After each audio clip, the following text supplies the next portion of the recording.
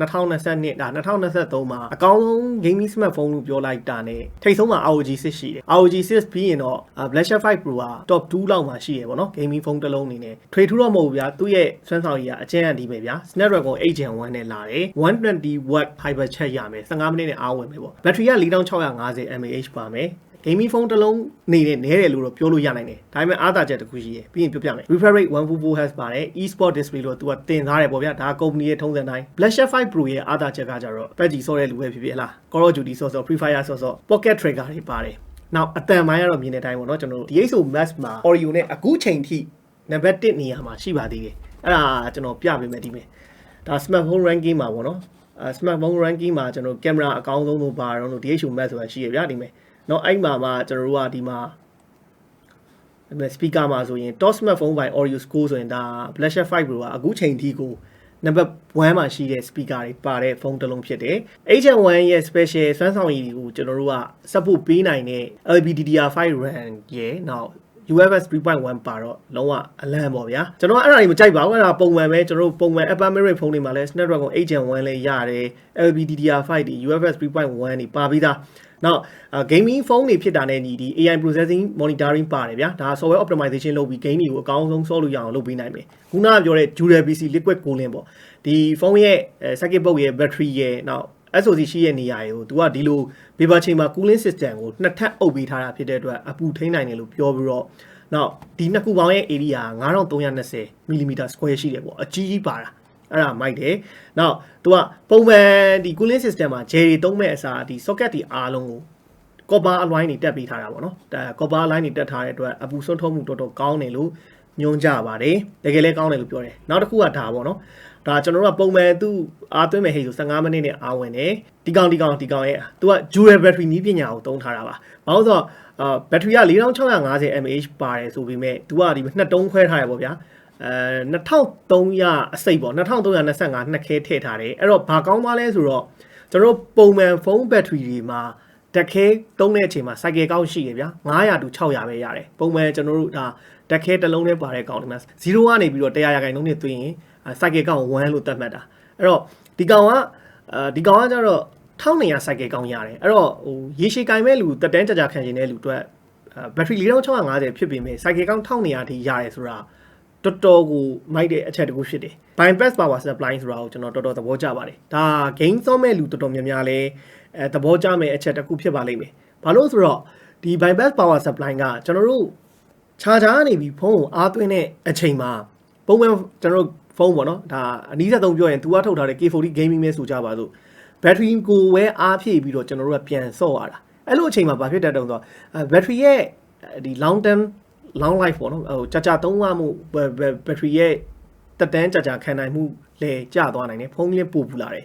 ဒီ Blackshot 5 Pro မှာပါတဲ့ bypass power supply ကကြတော့အဲ့လိုမဟုတ်ဘူးသူက charger နဲ့ဖုန်းနဲ့ direct အားသွင်းပြီးတော့ဆော့တဲ့အချိန်မှာ battery ကိုအားမသွင်းဘဲနဲ့ power supply ပုံစံ direct သုံးကတော့ battery ကနေပြီးတော့အားသွင်းနေလို့ဝင်တဲ့အပူလည်းမရှိတော့ဘူး battery ရဲ့တက်တန်းလည်းပို့ပြီးတော့ကြာခံနိုင်တယ်အဲ့တော့အကြိုက်ဆုံးပြောပါဆိုရင်ဒီ bypass power supply ပါလာတာကိုဒါကျွန်တော်တော်တော်သဘောကျတယ်ဒီအချက်ကတော့သူဖောက်သူဟိုဘက်ထရီ4650 mAh သေးတာကြီးတာခဏတာထားပြီးဒီ bypass power supply စနစ်ကိုတော့တော်တော်ကြီးကိုသဘောကျပါတယ်ကျန်တာတော့ထွေထူးမဟုတ်ဘူးဗျာဟို 6.7 OLED display ဟိုမှာသူက 144Hz refresh ရမယ် 10 bit color test ဆိုတော့1 billion color showing ပုံမှန်တော့ DCI-P3 HDR 10+ 720Hz ဆိုတာ test sensitivity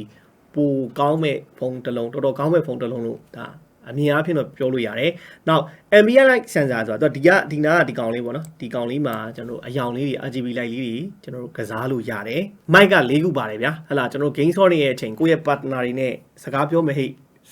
ဆဲကျင်တဲ့ဟိတ်ဆိုလည်းမကြားမှာမပူအောင် mic လေးလုံးထည့်ပေးထားတာ။ 4 mic metric ပေါ့နော်။ 8 linear motor ဒါကတော့မထူးတော့ပါဘူး။နောက်ပိုင်းကျွန်တော်တို့ဒါ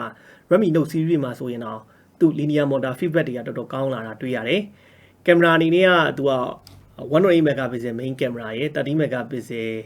now ultra wide ရယ်5 megapixel ကျွန်တော် telephoto macro ပေါ့နော် macro camera ပါမယ် selfie camera 20 megapixel selfie ပါမယ်ပေါ့ဒါပဲပေါ့နော်ဒီလိုရိုက်လို့ရတာပေါ့ဒါပေမဲ့ gaming phone ဆိုတော့ဗျာအဓိကကျွန်တော်က game ဆော့ဖို့အတွက် gaming phone ကိုရွေးချယ်ကြတာပေါ့ဗျာ gaming ဆော့ဖို့အတွက်ရွေးချယ်ကြတယ်နောက် performance ကတော့ကောင်းပြီးသား နောက်ကျွန်တော် Blusher 5 Pro ဟောက်ပါမယ်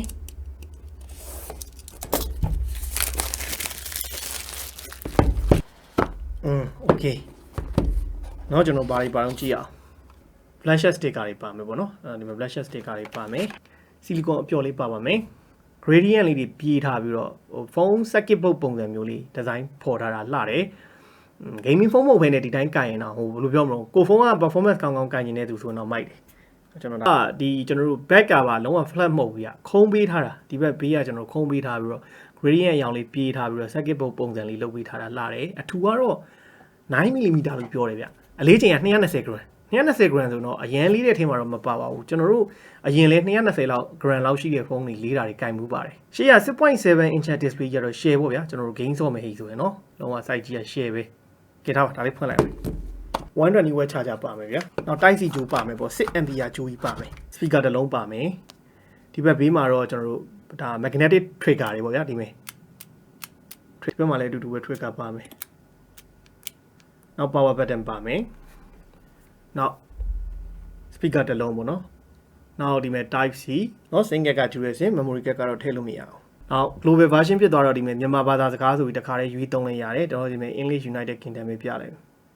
အဲ့မှာလေမြင်လားမသိဘူးဒီမဲ့ကျွန်တော် refresh rate ကြီးကဖုန်းရဲ့ refresh rate ကတကယ်အလုပ်လုပ်တော့ကြတော့ဟို recording fan နဲ့ camera မလိုက်နိုင်တော့ဘူးဗျာမလိုက်နိုင်တော့ဘူးဆိုရင်အဲ့လိုမျိုးကြီး shade တွေပြေးနေတာမြင်ရတယ်အပြင်မှာတော့ကျွန်တော်တို့ဒီမဲ့မျက်လုံးနဲ့ကြည့်နေ AC ပဲပေါ့နော်သူ့ refresh rate ကပြောမယ်ဆိုရင်ဟို mid range ဒီမှာတွေ့ရတဲ့ 120Hz တို့ဘာညာတို့တဲ့အလုပ်အများကြီးလုပ်တယ်လို့ပြောလို့ရပါတယ်တွေ့လားကျွန်တော်တို့ sign of fingerprint ပဲเนาะဒီမှာဘောကြတော့ဒီအလဲကိုထောက်လိုက်ရောဗျာ anyway လောက်ပြီးအလဲကိုထောက်ပြီးရင်အဲဒီလိုလေးပေါ်လာတာအဲ့မဲ့ screenshot ထားခြင်းလားဘာလို့ချင်တော့လွတ်လိုက်ရင် off လား suspense ဆိုတာကျွန်တော်တို့ဟိုဘာတော့ double tap နဲ့ရင်တချို့ဖုန်းတွေမှာနော်အဲ့မဲ့ screen lock လောက်ထားတယ်ဆိုကြပါစို့ဗျာကျွန်တော်တို့ဒီမှာ magic press မှာဖိလိုက်ပြီးလွတ်လိုက်ရင် screen off ဖြစ်သွားတာအဲ့ feature လေးမိုက်တယ်အဲ့တော်တော်မိုက်တယ်အဲ့ဒီမှာမှ तू ကအပေါ်တွင်းရင်ဘာလုံးတော့ flip app ပေါ့နော်အပေါ်တွင်းတဲ့အချိန်မှာကျွန်တော်တို့notification ကြာလာဒါမှမဟုတ် screenshot ရိုက်ချင်လားသူကြောက်ပါ screenshot ရိုက်ချင်တယ်ဆိုလဲဒီမှာ screenshot လေးထားခဲ့လိုက်အဲ့ magic press ဆိုတာဒီနေရာပေါ့နော်ဆိုကြောက်ပါဒီနေရာပေါ့ဒီနေရာလောက်ကိုဖိလိုက်ဖိလိုက်ရင်ပေါ်လာပြီပေါ်တွန်းလိုက်ရင် screenshot ရိုက်သွားပြီအဲ့ကောင်မိုက်တယ်နောက် magic press လေးမိုက်တယ်နောက်ဒီကျွန်တော်တို့ခုနကကျွန်တော်ရှေ့မှာပြောခဲ့ပါတယ်ဟိုကပါတော့ဒီ trigger တွေနော်trigger ရဲ့အတန်လဲချင်းလို့ရ trigger အတန်လဲမိုက်တယ်ဟောအဲ့လိုအတန်လေးပါမိုက်ရနော်โอเคအဲ့တော့နောက်ထပ်မိုက်တာကအဲ့လိုပဲ magic press လိုပဲနောက်တစ်ခုကဘာမိုက်တော့ဆိုတော့ master trigger master trigger မှာကဒီ trigger တွေမှာကျွန်တော် shortcut ထည့်လို့ရတယ်ဗျာmaster trigger မှာ master trigger screen lock function ထည့်ခြင်းလားတော့ဒီ sound effect တွေလည်းပြောင်းလို့ရတယ်bullet lock နောက် classic လားဟောအဲ့ဆိုရင်အတန်တစ်မျိုးပြောင်းမလားဟာတော့ဒီမှာ alert ထည့်တော့အဲ့မှာကျွန်တော်ဒီမှာ shortcut ပြန်ထည့်လို့ရတယ် shortcut screenshot ပေါ့နော် screenshot ဒီကောင်နှိပ်လိုက်တဲ့ဟိဆိုရင် screenshot ရိုက်မယ်အဲ့ဒါကိုပြင်ကျင်တဲ့ဟိဆိုလဲကျွန်တော်တို့ကဒီမှာပြင်လို့ရတယ်နော် sound effect တွေ light effect တွေအကုန်ကျွန်တော်တို့ပြင်လို့ရပါတယ်မိုက်ပါတယ်ကြုံလုံးလေးကင်မရာတစ်ပုံနှစ်ပုံလောက်တော့ရိုက်လိုက်အောင်ပဲရုပ်ထွက်ကကျွန်တော်တို့ true tone ဘက်သွားတယ်ဗျအရင်ကျွန်တော်တို့ဟို over saturate ဖြစ်တဲ့ color တွေတော့မရဘူးအရင်ကောင်းကျင်တဲ့ work နဲ့ work နဲ့ကောင်းကျင်တယ်ဆိုတော့ဒီကောင်မယူနဲ့ပေါ့နော်ဒီမဲ့သူက Blusher 5တဲ့ Blusher 5 Pro AI traffic camera တဲ့နော်အမေခါရဲပါဟိုကပါပြီးသား selfie ရောမရိုက်ခင်နေရကြည့်လိုက်တာဒီမှာကြည့်လိုက်ပါနော်ကျွန်တော်ကြည့်တော့ရှင်းမယ်တော့ဒါတော့ဆိုတော့မစိုးပါဘူးအရင်ကကင်မရာတွက်တော့မဝင်နေပေါ့ဗျာ game performance ကောင်းကောင်းပါညာဆိုရင်တော့ဟိုအတင်းရှိရဲ့ကင်မရာပေါ့နော်အရင် flash level အရင်ကောင်းလောက်တဲ့ကင်မရာတော့မပါဘူးဒါပေမဲ့ရုပ်ထွက်ကလက်ခံလို့ရတယ်ဒီအနေအထားတစ်ခုမှာတော့နော်အဲ့တော့မစိုးပါဘူး portrait လေးရောportrait လေးကြုံလုံးဆန်းလိုက်နော်ဒါက portrait selfie portrait ပေါ့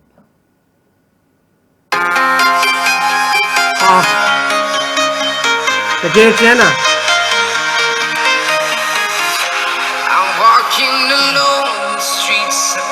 တကယ်ကျန်းတာအဲ့ဒါလိုက်တယ်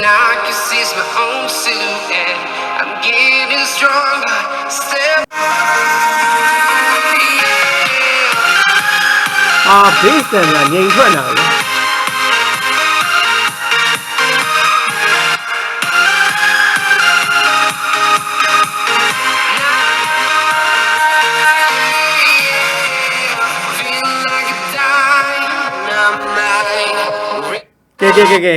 နော်အဲ့တော့ကြားတယ်နော်အတန်ကတော့လုံးဝရှေ့ချင်းပဲ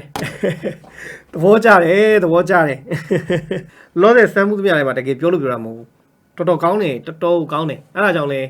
ဒီကောင်ဟို DH Max မှာ Oreo ranking 1ရတာပေါ့နော်အဲ့တော့ဒါကတော့ကျွန်တော်ဟိုအကျန်းပေါ့ဗျာအကျန်းပေါ့ကျွန်တော်တို့ဒီနေ့ unbox လုပ်ပြီးဒီ Blusher 5 Pro လေးကိုကြီးခဲ့အနေထားမှာဟိုတော်များများလည်းရှိမှပြောပြီးပေါ့နော်ဟိုအဓိကကျန်တာကျွန်တော်တို့ဘာမှမပြောဘဲတခုပဲပြောချင်တာ